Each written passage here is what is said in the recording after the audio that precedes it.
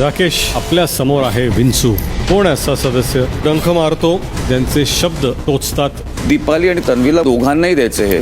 बोला, पण स्पष्टपणे बोला, ना की टोचून बोला एकमेकांना. आपल्या घरातली भांडणं ही कधी घरामध्येच सॉल्व्ह करावी, चौकात त्याचा बाजार मांडू नये. राकेश आपल्या समोर आहे विंचू. कोण असा सदस्य डंख मारतो ज्यांचे शब्द टोचतात? दीपाली आणि तन्वीला दोघांनाही द्यायचे हे. बोला, पण स्पष्टपणे बोला, ना की टोचून बोला एकमेकांना. आपल्या घरातली भांडणं ही कधी घरामध्येच सॉल्व्ह करावी, चौकात त्याचा बाजार मांडू नये. राकेश आपल्या समोर आहे विंचू. कोण असा सदस्य डंख मारतो ज्यांचे शब्द टोचतात? दीपाली आणि तन्वीला दोघांनाही द्यायचे हे. बोला, पण स्पष्टपणे बोला, ना की टोचून बोला एकमेकांना. आपल्या घरातली भांडणं ही कधी घरामध्येच सॉल्व्ह करावी, चौकात त्याचा बाजार मांडू नये. मराठी कलाविश्वातील अशाच अपडेट जाणून घेण्यासाठी टेलीचक्कर रिजनला नक्कीच सबस्क्राईब करा.